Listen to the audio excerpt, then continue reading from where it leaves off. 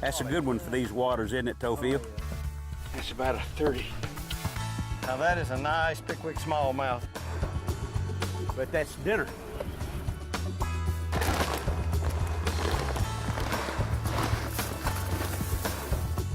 O'Neill Outside with Travis Johnson is presented each week by Works Power Share.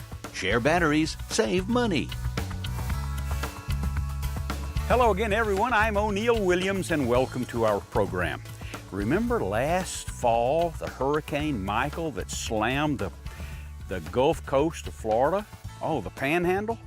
Well, I'm going to show you a program that I shot a few years ago with Mac Farr in Carrabelle, Florida. And I want you to know the storm missed Carrabelle.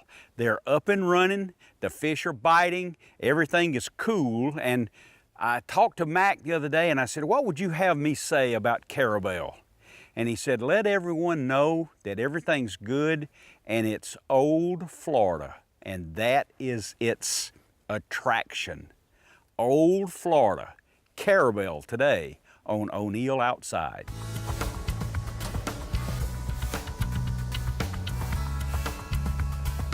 What makes this area so special versus all the way to Panama City and east?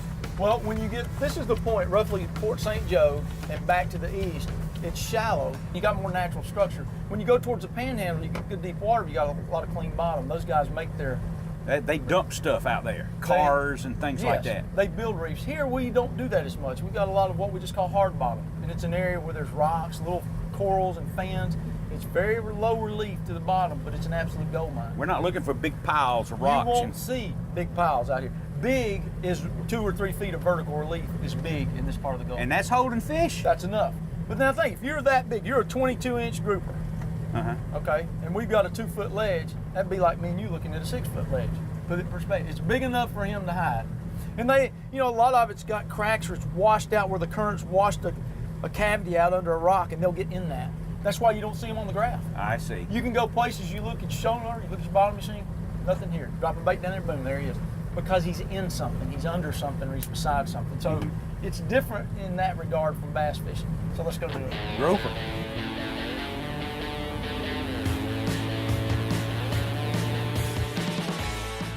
One of the things that makes these saltwater trips so great is you get to stop and catch the bait.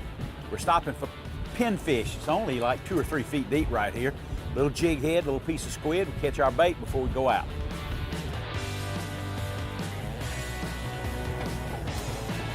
Okay, go right there, that's it. Be right in. Right on it? Yeah, go. Now what's wrong with this picture, O'Neill? He's the deckhand. That, there you go. Now that's good. Did one just try and pull you in? Is that a gag grouper? That is a gag grouper. And is that a keeper? He's awfully close. He's close enough we're gonna put him on the board, but I think he will go. Watch a beautiful fish, look at that. All right, let's see what we got. Look at there. So he gets to go back. Good looking fish though. All right. Got him, O'Neill? Yeah, I got something. There you go, get him up here. Let's see if he's got a brother down there. O'Neill has a big grunt. I'm a good grunt guy. O'Neill Outside with Travis Johnson. Brought to you by your Southeast Toyota dealer. Let's go places. The Whitetail Institute of North America. Research equals results. Tough Shed, premier builder of sheds and garages. Carolina Skiff. Go anywhere, do anything. And by Zach Brown's Southern Grind Knives. Only the best make the cut. In watching today's program that we shot several years ago in Carrabelle, you may notice that we're keeping fish that were legal to keep then, but things changed in the last couple of years. Some size limits changed, creel limits changed. You need to keep up to date if you're going to visit a place like Carrabelle or any state. Check with the fisheries department and make sure that you're legal. There we go. You played with that fish, you caught, you're being an angler now. You've been playing with that fish for 10 minutes. I ain't angled yet. All I got, it's still a story right now, O'Neill. I gotta close the deal. This. I think I'm in your line here too. That's a good one. Oh yeah, that's the one. See, we're just gonna swing him over. He's hooked good. Let's just see now. Yeah, let's. I believe that one's gonna keep him. It's a good looking fish. Look at that, it's a pretty fish. That's a gag grouper. That is a gag grouper. Is there a season? There's lots of seasons. And what we've got right now in the Panhandle, there's a 4-county area where gag groupers are legal in state waters. From June 1st until, I'm sorry, from April 1st till June 30th. We don't have time to go over all that. But yes, he's legal, to answer your question. Okay, right. he's legal.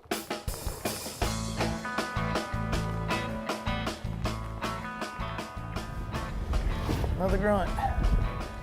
These things, O'Neill, blanket the bottom of the Gulf. I mean, it's amazing how many of them are out here. And of course, we're not trying to catch them. Did you have one?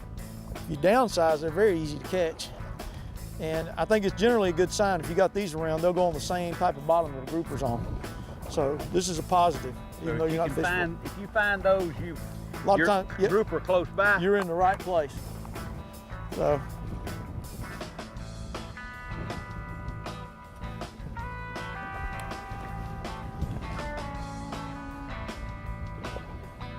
Mac, that's him, boys. Keep him tight, baby. Keep him tight. What do you swing them up? Oh! Yeah, buddy. That's what I'm talking about. Nice grouper. Let's see what you got there, son. Good looking grouper. Gag grouper. And that's probably not a keeper, is it? He's awful close now. I believe he'll go. This is a dependable critter, and you don't have to be very fancy to catch him. On this hard bottom out here off of Carrabelle that I know absolutely nothing about, that Mac is telling me, any kind of rock formation, a dip, a ditch, anything, right? Just any kind of correction. Any rock on the bottom, pile of rocks, doesn't have to be big. Matter of fact, if you ride around here looking for something big on your graph, you're gonna be disappointed, because most of them are just little bitty changes of depth. Well, we put up a good tussle, didn't we? Oh yeah, man, they like to go back down, don't they? They're looking to get in that little pile of rocks. Well, I've heard they'll get in and blow up. Yep. Swell up. Deals up. Yeah. Hard to get them out if they ever get in there, no doubt about that. He's awful close, brother. He's going to make a trip back to Snellville, isn't he?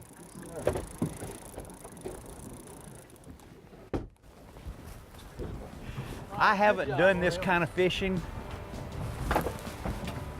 in a long time. This is good. It's fun. Yeah, there's always something biting on you all the time. Every time there's a bait down there, there's something biting on you. When you pull away from the lake, do you clean up the boat? I do. I usually will, if I can, I'll go through a car wash, with an automatic sprayer, and I'll spray off the boat and spray off the trailer. It's a good idea, isn't it? Well, there's another reason to do that also. If you don't wash off the boat and the trailer and you go to a different lake, say it even in a different state, north or south, in whichever direction, you might be contaminating that lake with foliage from that doesn't belong there. Interesting, isn't it? Besides keeping the boat clean, you don't want to contaminate another lake. That's how it happens, it really does. And that's a very important tip from True Turn and TJ. This portion of O'Neill Outside is presented by the Georgia Department of Tourism and Economic Development, the Georgia Department of Natural Resources Wildlife Resources Division, and Georgia State Parks and Historic Sites. Today's program was taped several years ago prior to the arrival of Hurricane Michael. Michael missed Carrabelle, but it did devastate a generous portion of the Gulf Coast. It's coming back strong, the fishing is excellent, and the merchants, the motels, the hotels can stand some visits from you, along with the fishing guides too. Why not give it a try? Carrabelle and along the Gulf Coast. Put another live bait down there. Let's show them the live one. We've got all those little grunts gathered around. Maybe there's another grouper. What's the philosophy here? You get everything fired up with these other baits? I want to start dropping cut bait and get all the grunts and the sea bass and all those fish around my baits, beating them up. There's all kind of little pieces of bait in the water, and I think you'll pull grouper from around the boat. They come to see what's happening. Absolutely. They're sitting in their little hidey hole watching. get him over here and get him under the boat and we can catch him. Okay.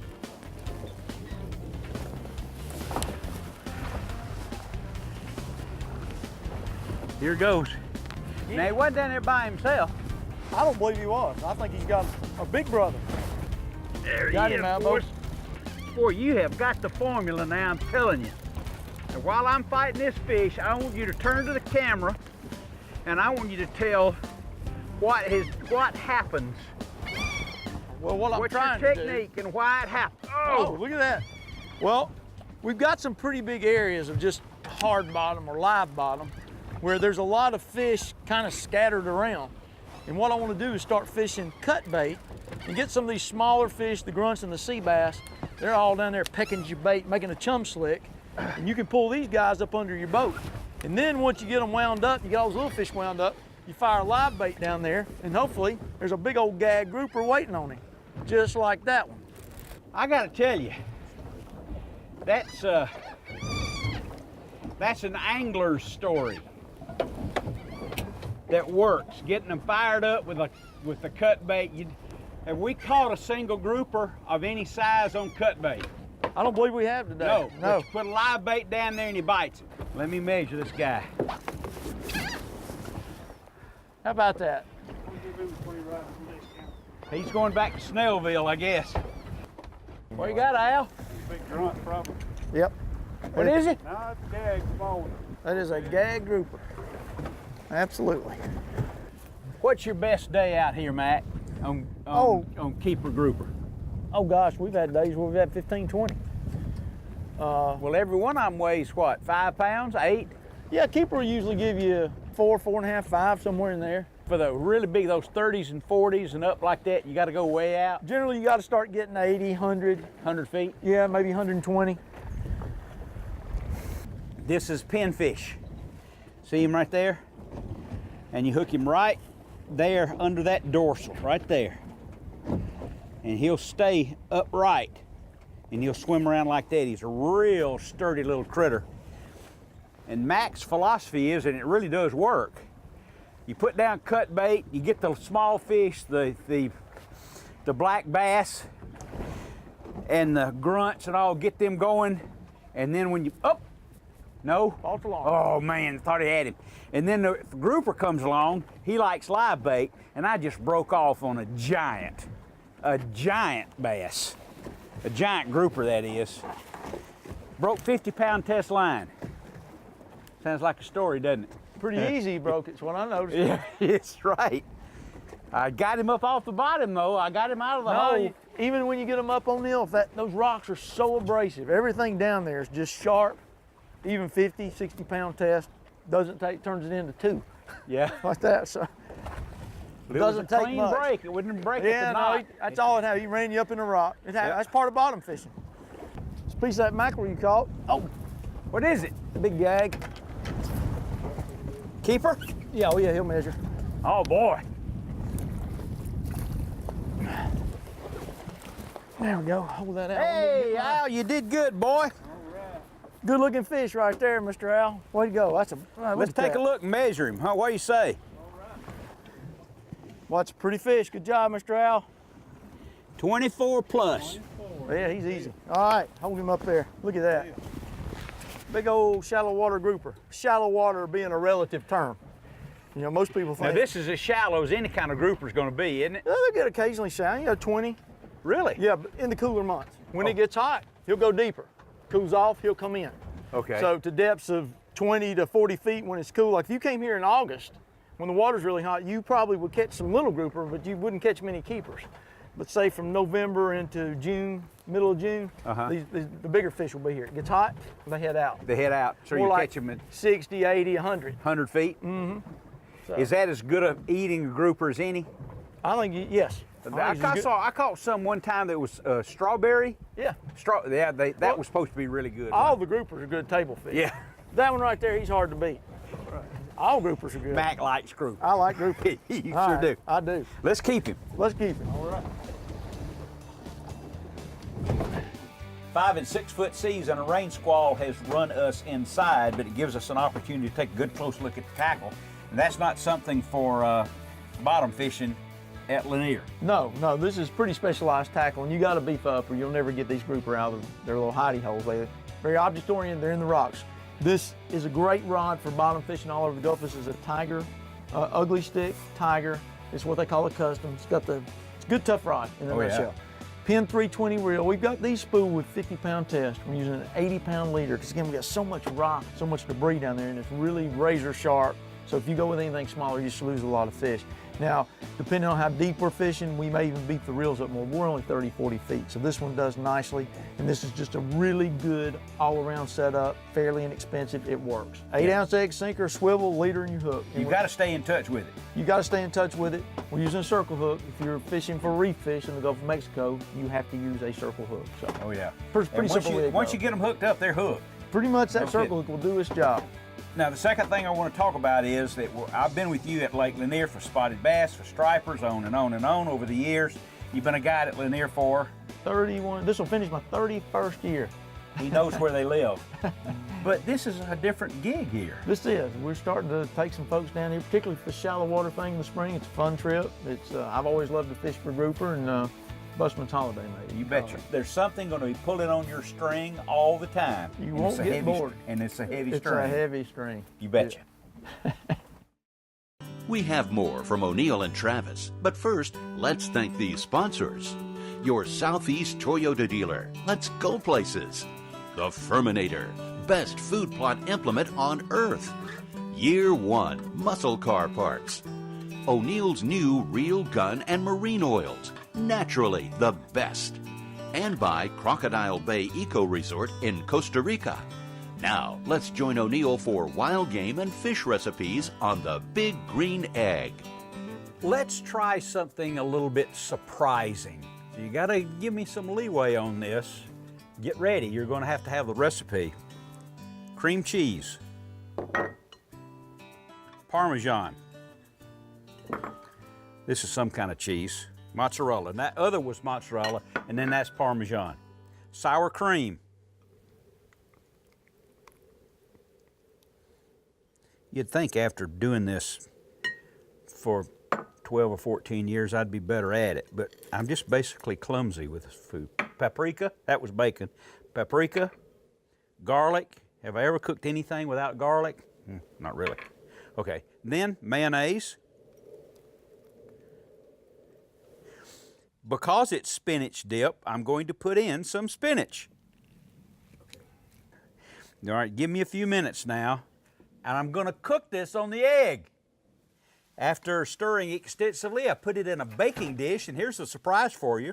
I'm going to put it on the egg, 350, for 30 minutes. Ooh. I'll show it to you. Bacon, cheese, and spinach dip.